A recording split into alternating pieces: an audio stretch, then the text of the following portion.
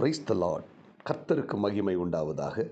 இந்த நல்ல காலை வேளையில் கர்த்தருடைய வார்த்தை மூலமாய் உங்கள் யாவரையும் சந்திப்பதிலே நான் மிகுந்த மகிழ்ச்சி அடைகிறேன். எபிரேயர் புத்தகம் 12ஆம் அதிகாரம் 1ஆம் வசனம், ஆகையால் மேகம் போன்ற இத்தனை திரளான சாட்சிகள் நம்மை சூழ்ந்து கொண்டிருக்க பாரமான யாவற்றையும் நம்மை சுற்றி நெருங்கி நிற்கிற பாவத்தையும் தள்ளிவிட்டு விசுவாசத்தை துவக்குகிறவரும் முடிக்கிறவருமாயிருக்கிற இயேசுவை நோக்கி நமக்கு நியமித்திருக்கிற ஓட்டத்தில் பொறுமையோடு ஓட கடவும். இந்த காலை நேரத்தில் எபிரேயர் புத்தகத்தின் ஆசிரியர் அழகா சொல்லுகிறார், பாரமான யாவற்றை, நம்மை சூழ்ந்து கொண்டிருக்கிற பாரமான யாவற்றையும் நம்மை சுற்றி நெருங்கி நிற்கிற பாவத்தையும் தள்ளிவிட்டு விசுவாசத்தை துவக்குகிறவரும் முடிக்கிறவருமாயிருக்கிற இயேசுவையை நோக்கி நாம் பொறுமையோடு கூட ஓட கடவும். அன்பான தேவனுடைய பிள்ளைகளே, நாம் வாழுகிற இந்த உலகத்தை நம்மை சுற்றிலும் இருக்கிற சூழ்ந்து கொண்டிருக்கிற பாவமான காரியங்கள், பாரமான காரியங்கள், இவையெல்லாம் இன்றைக்கு நம்மை ஓட விடாமல் தடுக்கிற காரியங்கள். ஆண்டவருக்கு முன்பதாக வைராக்கியமாய் வாழ விடாமல் நம்மை தடுக்கிற, நம்மை சூழ்ந்திருக்கிற இந்த நெருங்கி நிற்கிற பாவங்களையும் பாரத்தை நம்ம என்ன செய்யணும்? உதறி தள்ளிவிட்டு இயேசுவையை நோக்கி நாம் ஓடுவதற்கு நமக்கு தேவன் கிருபை தருவாராக. 1845ஆம் ஆண்டில் லார்டு ஃப்ராங்க்லின் என்கிறவர் அவங்க தலைமையில் ஒரு கப்பல் பயணம் ஆராய்ச்சிக்காக புறப்பட்டு சென்றார்கள். அவர்கள் அந்த கப்பலில் பார்த்திங்கன்னா பல்வேறு தேவையான பொருட்களையும், அதாவது 1200 கணக்கான நூலக புத்தகங்கள் மற்றும் வெள்ளி பாத்திரங்கள், அநேக காரியங்களை அந்த கப்பல் நிறைய ஏற்றினார்கள். ஆனால் அந்த கப்பலுக்கு தேவையான எரிபொருளை அவர்கள் அதிகமாக ஏற்றாமல் அந்த கப்பல் புறப்பட்டு சென்று பல நாட்கள் அந்த கப்பல் பிரயாணப்பட்டு போகும் பொழுது திடீரென்று பார்த்திங்கன்னா அந்த கடலில் பனி அதிகமாக இருந்தனால இந்த கடலில் கப்பலால் மறுபடியும் ட்ராவல் பண்ண முடியலை.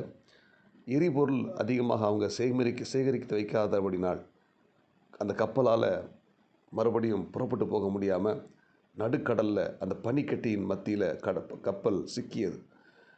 இந்த ஜனங்கள், அந்த கப்பலில் பிரயாணப்பட்ட எல்லாரும் எரிபொருள் அதிகமாக சேமிக்காமல் தேவையில்லாத பொருட்களை அதிகமாக கப்பலில் சேர்த்தபடினால இவங்க எல்லாருமே அந்த கப்பல்லேருந்து தொடர்ந்து பயணப்படாமல் அந்த பனியில் சிக்கி மரித்து போய்விட்டார்கள்.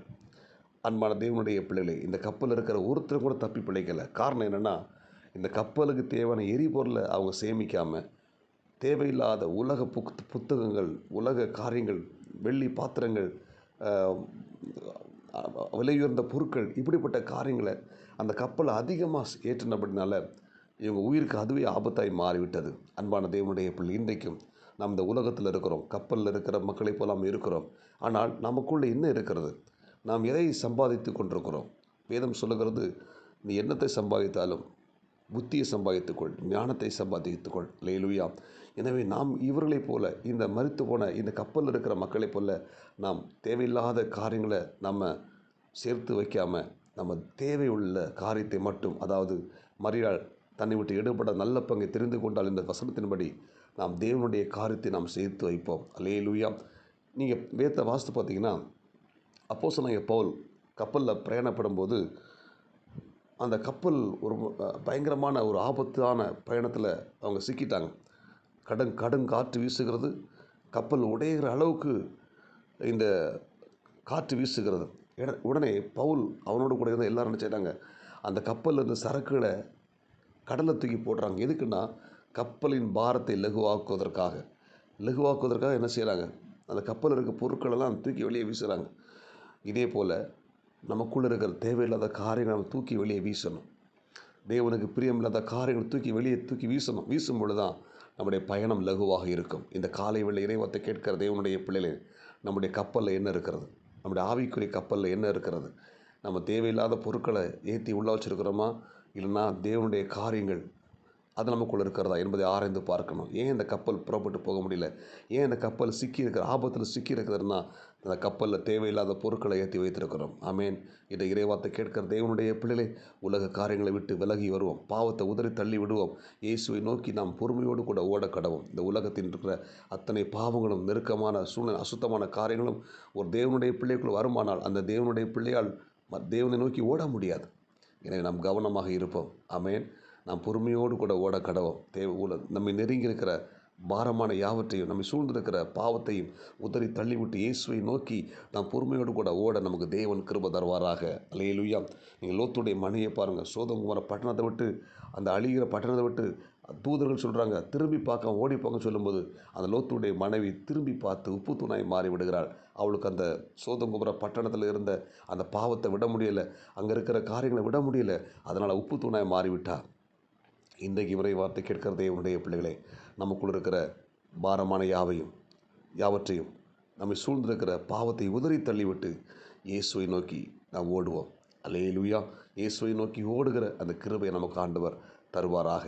எனவே நமக்குள் இருக்கிற தேவையில்லாத காரியங்களையும் அசுத்தமான காரியங்களையும் உதறி தள்ளிவிட்டு அதை களைந்து விட்டு இயேசுவை நோக்கி ஓடுவோம். நம்மை ஆண்டவர் ஆஸ்வதிப்பாராக. ஜெபிப்போமா. பரலோக தேவனே, இந்த காலை நேரத்தில் இறைவார்த்தை கேட்ட ஒவ்வொரு தேவனுடைய பிள்ளைகளுக்காக நான் ஜெபிக்கிறேன். ஆண்டவர், இந்த இறைவார்த்தை கேட்ட ஒவ்வொரு தேவனுடைய பிள்ளைகளும் கர்த்தர் ஆஸ்வதித்து, ஆண்டவரே, இந்த பிள்ளைகள் ஒவ்வொருத்தரும் தேவனோடு கூட வைராக்கியம் வாழ, பரிசுத்தமாய் வாழ உதவி செய்வீராக. அவர்களுக்குள் இருக்கிற தேவையில்லாத காரியங்கள், பாவங்களை உதறி தள்ளிவிட்டு இயேசுவையை நோக்கி ஓட உதவி செய்வீராக. இந்த இறைவார்த்தை கேட்ட ஒவ்வொரு தேவனுடைய பிள்ளைகளும் கர்த்தர் ஆஸ்வதிங்க. நாளுக்குரிய கிருபை கொடுங்க. இயேசுவின் நாமத்தில் ஜெபிக்கிறோம் நல்ல பிதாவே. ஆமென். God bless you. உங்களை யாவரையும் கர்த்தர் ஆஸ்வதிப்பாராக. இந்த நாள் உங்களுக்கு இனிமையாய் அமையட்டும். ஆமென்.